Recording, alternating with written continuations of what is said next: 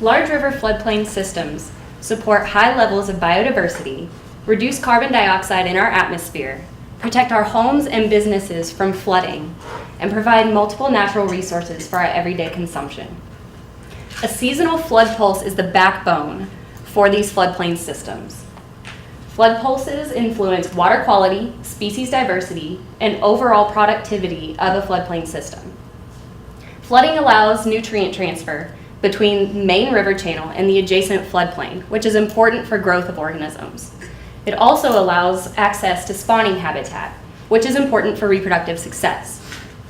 The Chapalaya River Basin and the Upper Barataria Estuary are separated by only 25 kilometers, so they should operate similarly. Well, they don't. Why? Us.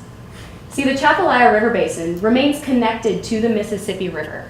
Because of this, it receives an annual flood pulse that is longer in duration and larger in area. In contrast, the Upper Barataria Estuary has been separated from the Mississippi River by human-made levees and dams. Because of this, its only water input is from heavy rain events. This causes shorter, sporadic flooding events throughout the year. Flood pulses affect a multitude of native and migratory species. For my project, I'm focusing on the effect of flood pulses on crayfish. Crayfish are ecologically, economically, and culturally important to the U.S., specifically the state of Louisiana. In 2015 alone, Louisiana produced over 140 million pounds of crawfish, valuing over $200 million. Additionally, 90% of wild-caught crayfish are harvested in that Chapalaya River Basin, where this seasonal flood pulse happens. So it's imperative that we understand how these populations are sustained.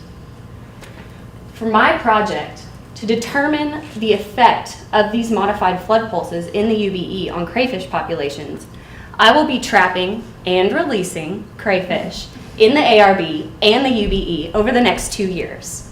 Specifically, I will be looking at population abundance, size at maturity, and hemolymph protein concentration.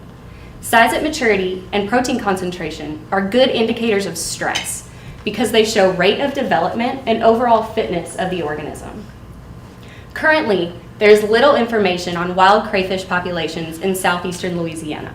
Hopefully, with this data, we can determine the extent to which a modified flood pulse affects these large river floodplain systems and manage for it in the future.